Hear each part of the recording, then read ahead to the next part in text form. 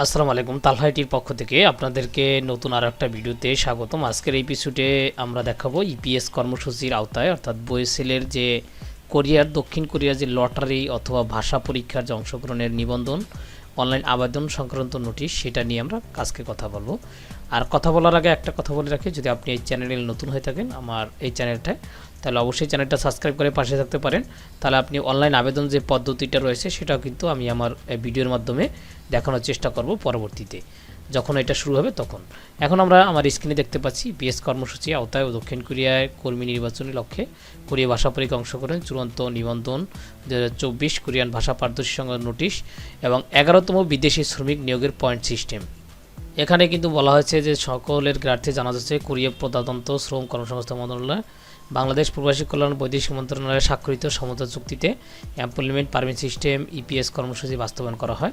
EPS কর্মসূচির আওতায় দক্ষিণ কোরিয়া উৎপাদন শিল্প জাহাজ ইত্যাদি, অর্থাৎ আপনারা এটা পুরোটা পড়ে নেবেন, আমি পড়লে সময় বেশি লাগবে।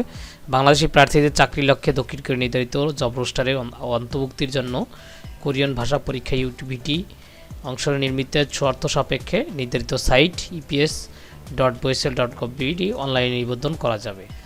এর আবেদনের ধাপ দ্বিতীয় নম্বর যে ধাপটা রয়েছে সেটা হলো আপনি এইচআরডি কোরিয়ার চাহিদা মোতাবেক 43,052 জন প্রার্থী থাকবে।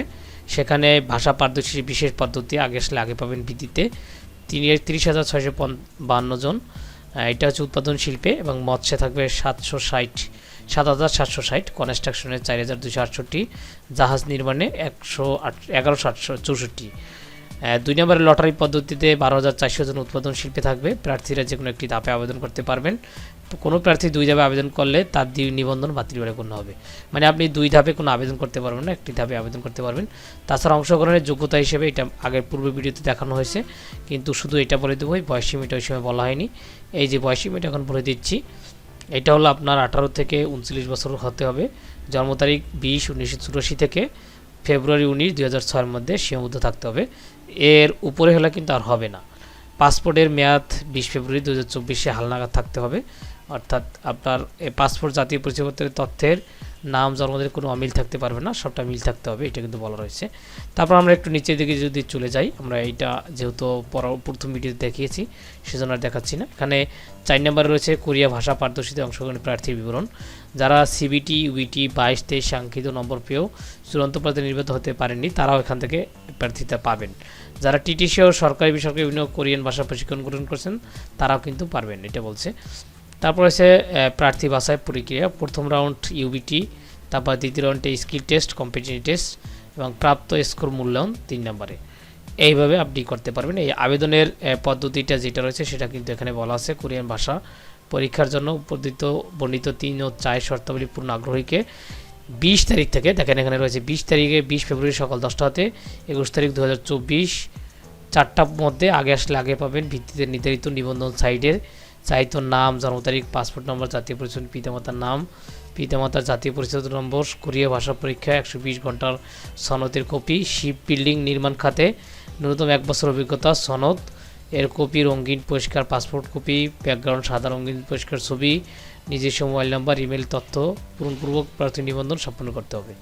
এটা কিন্তু আপনাকে অনলাইনে করতে হবে 20 তারিখ থেকে 21 তারিখ বিকাল 4টার মধ্যে, এটা বলা হয়েছে। এই যে সেমভাবে এখানে রয়েছে আপনার মৎস্য জাহাজ, এগুলোর মধ্যে এখানে দেখে নেবেন কত পার্সেন্ট নেবে। তারপরে এটা রয়েছে আপনার 30,652 জন, এটা নেওয়া হবে সাবমিশন আইডি এত চূড়ান্ত লক্ষ্যে।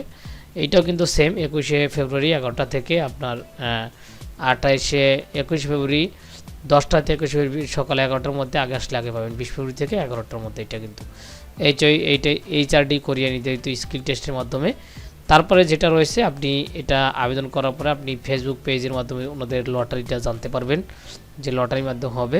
তাছাড়া আপনি নিচের দিকে যদি একটু চলে আসেন, আপনি এই যে শর্তসমূহ থাকবে এখান থেকে এই শর্তসমূহ দেখে নেবেন যে এগুলোর মধ্যে আপনি কী পারেন। আর লটারিতে পদ্ধতিতে হবে 12,400 জনের যে লটারি পদ্ধতি, সেটার জন্য আপনাকে 500 টাকা পেমেন্ট করে নিয়ে আবেদনটা অনলাইনে করতে হবে। আর প্রার্থীদের কোরিয়ান ভাষা পরীক্ষা অনুষ্ঠিত হবে। দেখেন আগ্রহী কোরিয়ান ভাষা পরীক্ষা ইউবিটি অংশগ্রহণ লক্ষ্যে আগ্রহী প্রার্থীগণ 4 হতে 5 মার্চ 2024 তারিখে নিবন্ধন সাইটে তথ্যপূর্বক নির্ধারিত ফি 500 টাকা অপরিযোগ্য প্রদান সাপেক্ষে নিবন্ধন সম্পন্ন করতে হবে। অর্থাৎ আপনাকে এই লটারিটার আবেদন করতে হলে 4 থেকে 5 মার্চের মধ্যে করতে হবে। আর আপনাদের যারা ভাষা পরীক্ষা দিবেন তারা 27 মে থেকে 21 জুনের মধ্যে হবে, এটা কিন্তু আপনাকে বলে দেওয়া আছে।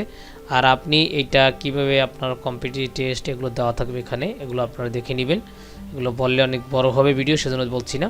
তাছাড়া কর্মদক্ষতাও এখানে দেওয়া রয়েছে কীভাবে, সেটা আপনার এখানে ইন্ডাস্ট্রি সাব ক্যাটাগরি কী রয়েছে সেটাকে দেখেন। উৎপাদন শিল্পে কী কী থাকবে, অ্যাসেম্বলি, মেজারমেন্ট, 3D কাজের আগ্রহ বর্ণিত ক্যাটাগরিতে এবং প্রশিক্ষণ সহ বাস্তব অভিজ্ঞতা থাকতে হবে, এটাই এগুলো কাজ করতে হলে আর কি। তারপর আছে মৎস্য, যেটা sea farming in and offshore fishery, অর্থাৎ আপনি সমুদ্র উপকূলবর্তী স্থানে কাজ করার মানসিকতা, সাঁতার জানা সহ বর্ণিত ক্যাটাগরিতে প্রশিক্ষণ বাস্তবিকতা থাকতে হবে এগুলোর কাজ করার জন্য। এবং নির্মাণ শিল্পে যেটা রয়েছে রাবার, কার্পেন্টারি, অর্থাৎ রাস্তাঘাট, সেতু, দালানকোঠা ইত্যাদি নির্মাণ কাজে মানসিকতা থাকতে হবে এবং বর্ণিত ক্যাটাগরিতে প্রশিক্ষণ সহ বাস্তবিকতা থাকতে হবে, এটাই। আর শিপ বিল্ডিং নির্মাণ যেটা রয়েছে স্ক্যাফোল্ড, ইনসুলেশন, গ্রাইন্ডার, ওয়েল্ডিং, তারপরে and fit up, track welding, এগুলোর মধ্যে কিন্তু আপনার বাইরে কাজের ভিতরে বাইরে কাজ করতে হবে জাহাজের, সেটা কিন্তু এখানে বলে দিয়েছে, সেটা অভিজ্ঞতা লাগবে। আর আপনি আবেদন করার জন্য আপনি এই বয়েসেলের মেইন ওয়েবসাইটে চলে যাবেন। তাছাড়া যদি কোনো সমস্যা দেখায় তাহলে আপনি এই ফর্মের মাধ্যমে ওনাদের এই অভিযোগটা জানাতে পারেন আর কি, এটা বলে দেওয়া হচ্ছে। আর আপনি নিচের দিকে গেলেই এটার লাস্ট পেজের দিকে গেলে আপনি কীভাবে পেমেন্ট করবেন অনলাইনের মাধ্যমে সেটা দেওয়া হচ্ছে বিকাশের মাধ্যমে, এই যে এখানে বিকাশের মাধ্যমে কীভাবে দিবেন।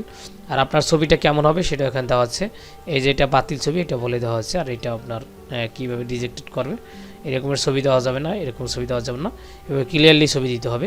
তাছাড়া আপনার পাসপোর্টের ধরনটা কী হবে সেটা কিন্তু ছবি নমুনার কারণে এই আবেদনের সময় এটা এখানে বলে দিচ্ছে। আর এইভাবে কিন্তু অযোগ্য বলে গণ্য হবে, যে এটা কিন্তু ওনারা বলে দিয়েছে। এই ছিল মোটামুটি আপনার বয়েসেলের সব কিছু তথ্য। আপনি তাছাড়া আমার যেই চ্যানেলটা রয়েছে এখানে আপনি কমেন্ট করে রাখতে পারেন অথবা চ্যানেলটা সাবস্ক্রাইব করে থাকতে পারেন। এই নিবন্ধনের যে ভিডিওটা সেটা আমি দেওয়ার চেষ্টা করব। আর অবশ্যই যদি আপনি চ্যানেলটা সাবস্ক্রাইব করেন তাহলে ওই ভিডিওটা আপনার কাছ থেকে মিস হবে না। যদিও ভিডিওটা অতটা ভালো করতে পারেনি, তারপরও পরবর্তীতে আপনি ভিডিও দেখার জন্য অবশ্যই ওই চ্যানেলটা সাবস্ক্রাইব করে পাশে রাখতে পারেন। দেখা হবে নতুন কোনো এক ভিডিওতে। ধন্যবাদ।